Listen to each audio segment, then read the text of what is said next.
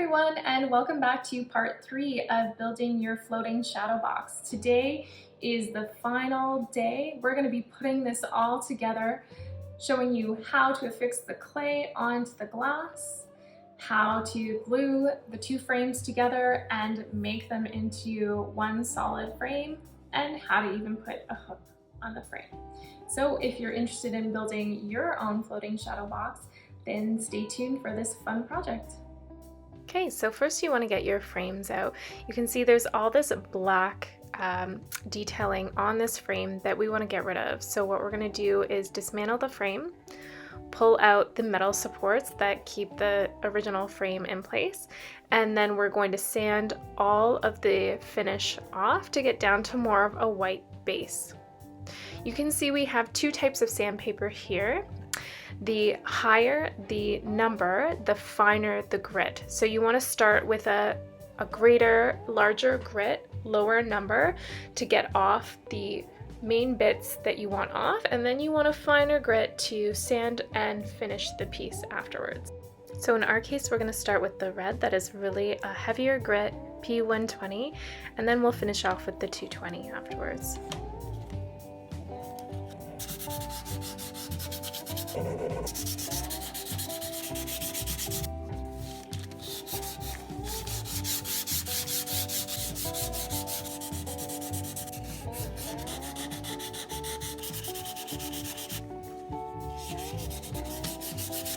As you can see, there's really dust going everywhere, both into the air and onto my hands. So it is a good idea at this point in time to get on some gloves and maybe even an N95 mask to help protect both your hands and your lungs while you continue to sand. Okay, once you've gone over with the finer grit sandpaper, it's time to repeat the process with the second frame. For us, that's just really removing this stamp and doing a bit of the edging. After both frames are all sanded and ready to go, you want to start preparing them to adhere the glass to the frame, since we no longer have the metal to secure the glass in. And that's going to be done with caulking. So we want to tape up all of the areas just next to where we're putting the caulking so that it doesn't spread into areas that we don't want it, and that so the two frames can come together to make a good seal at the end when we glue them together. So you want to tape on the back edge of where the caulking is going, and then the inside edge just next to it as well. Repeat this for both frames, and then you're ready to start caulking.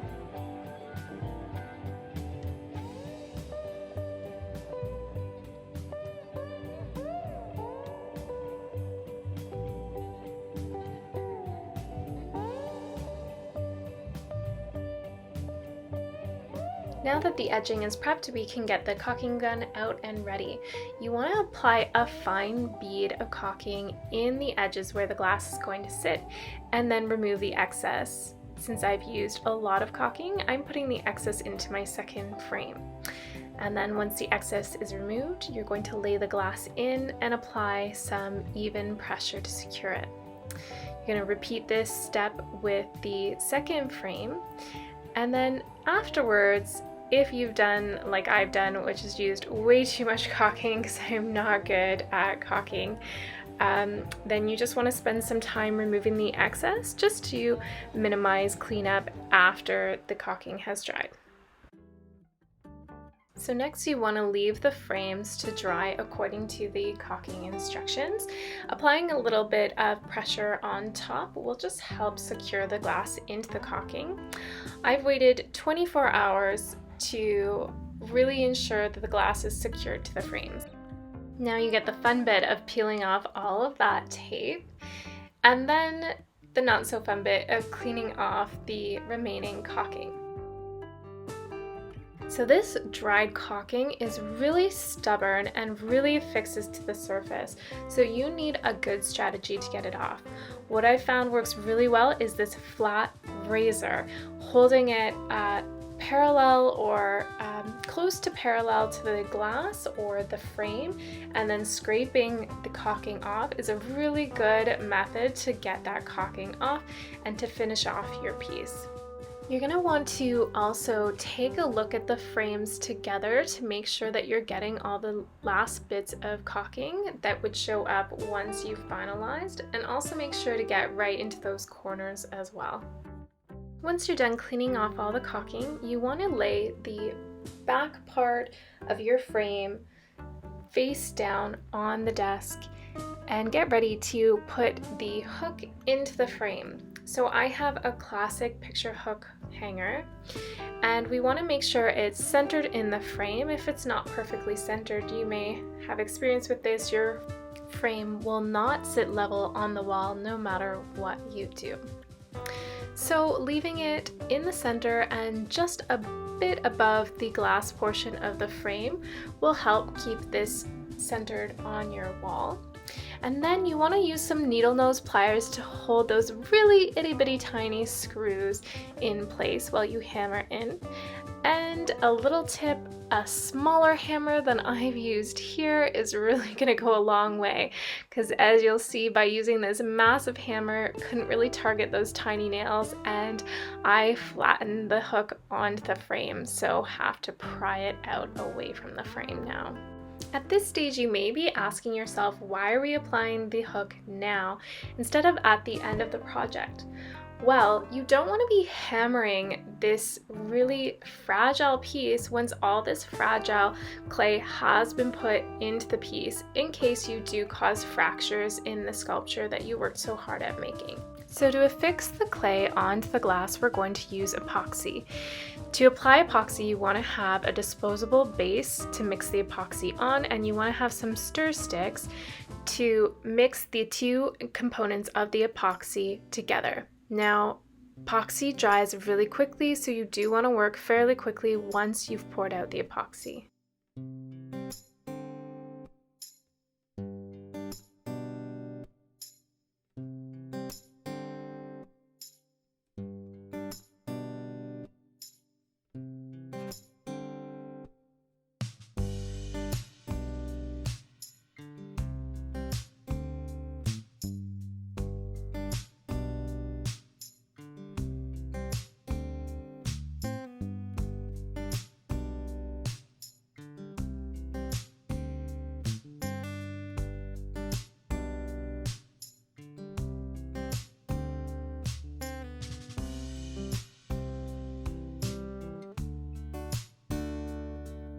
So I've been making little mistakes along the way that you can see I've been trying to clear off with the applicators, but it's not really clearing off. You can still see around the edging there's a little bit of fogging where I've wiped off the epoxy. So this isn't quite looking as professional or finished as I would like. So I want to see if I apply epoxy to the whole thing, is that going to cover up these mistakes? So we're going to do a little tester dot on another bit of dried epoxy and see what that looks like. After drying, you can see you can't see that little bit anymore, so it looks like it's going to work. So I'm going to remove this little tester dot. And now what we're going to do is just apply epoxy over the entire thing. So we got to make sure the letters are good and ready to go. We're going to mix up a lot of epoxy, cross our fingers that this will work, and dump it on. So it's important to have little pieces of applicators to spread the epoxy out. And I've also used tweezers to help place the letters so that I don't get my fingers stuck in the epoxy, because as soon as you get epoxy on your fingers, it's going to spread until it dries. And even once it dries on your fingers, it's not nice to have to peel off. Now we're going to move on to the final stage of this piece, which is gluing the two frames together. Now you want to make sure you've made your final decisions for what weighs up, what weighs down for your frames, and get them situated into their final positions. Put some parchment paper down and put the front side of the final frame down on its front and begin applying your epoxy. Make sure to put a thin layer and place the two frames together and make sure they are perfectly lined up. To help the frames dry securely together, place some heavy objects on top. In my case, I'm using boxes of rocks.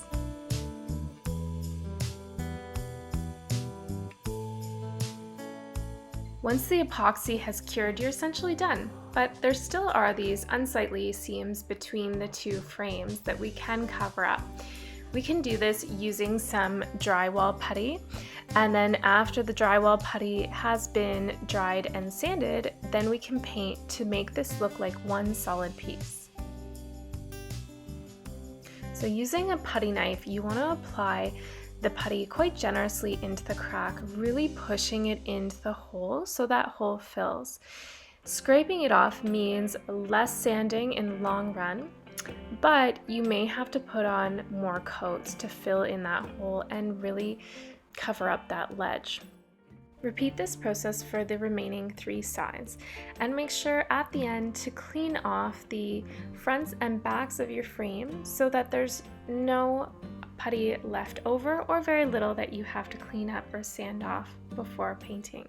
After you're done applying the putty, leave it on an elevated surface to allow it to dry over time with good air circulation. You want to sand it and then see how the finished product is. If you're still noticing a crack, as you can see here, you're going to want to apply another coat of putty.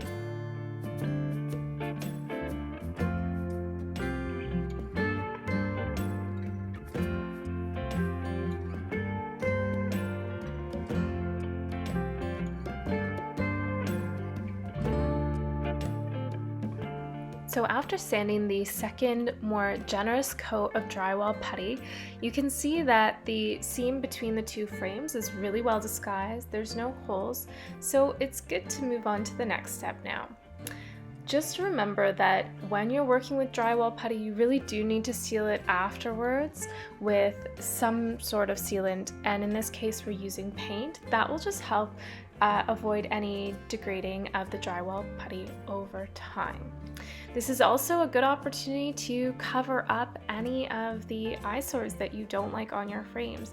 Maybe this is where you sanded a bit too much and the particle wood is showing through the frame.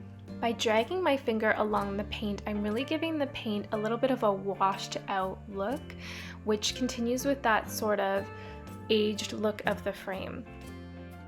So once you finish your first coat of paint, let the paint dry thoroughly and have another look and see if you need a second coat.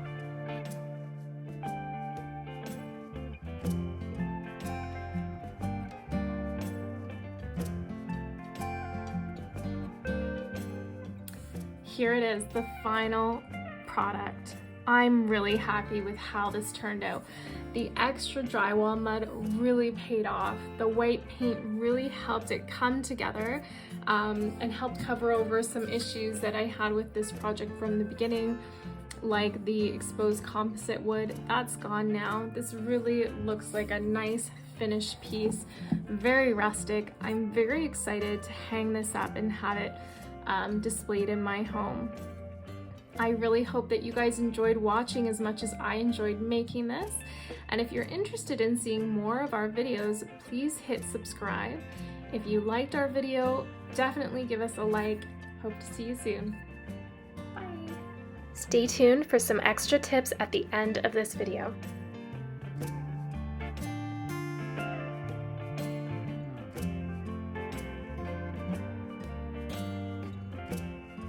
Okay, so before we move on to the last step of gluing these two pieces together, there's something that I wanted to discuss because I'm not quite happy with how this piece turned out. So I wanted to talk about some tips that you guys can use when doing this at home so that you don't run into the same issues I have. So the biggest problem I have with this piece is that the placement wasn't exactly right, and this kind of led to a cascade of issues, which resulted in the final piece, which is good. I like it, but it's not exactly what I had intended. So I want to tell you guys these tricks so that you can choose whether you want to have the epoxy throughout the piece or whether you just want it to glue on your pieces. So really the biggest problem was placement. I had thought before I started to glue these on that I should make a template, but honestly I was so excited to get this piece done that I completely forgot about that. So before gluing, so say you have your clear frame, before gluing your pieces on, use your original template that you used to design the polymer clay, or create a new template. The whole problem I had was that this template no longer worked for my needs. So either way, also it's missing a T, so that would be a problem, but making a template to which you can line up your pieces, that would help a lot, because you can move the pieces slightly left to right, up and down, without having the the epoxy leak out, but you don't have much wiggle room, and so when I move them, that's where the epoxy spilled out beyond the edges of the clay and caused issues. So template would really help with that. The second recommendation I have would be the application of the epoxy. So when I applied the epoxy, I used these applicators, so just very wide pieces of cardboard, and it was wide, there was a lot of it, there wasn't a lot of quantity control of the epoxy. Had I used just one of my toothpicks to apply the epoxy in really small amounts all over the polymer clay pieces, and focusing more on the center, then a little bit of movement wouldn't have mattered. You could get a little bit more movement because the epoxy would have more places to go behind the clay. And then also it would prevent any kind of spilling out around the clay when you're pressing it down, because that also happened. Even the pieces that I didn't move, they had a little bit too much of the epoxy on them. So when I pushed them down, the epoxy came out under the edges. Okay, and then the final thing is you would still want to use that template for placing your pieces, even if you're going to put epoxy everywhere, because what happened when I tried to reposition these pieces after the epoxy was already in, it caused all these stress lines in the epoxy. I don't know how well you can see that, but essentially, rather than having this clear, almost glass or water-like appearance, these ones have wrinkles, and so they're a little bit more opaque. So there's my feedback.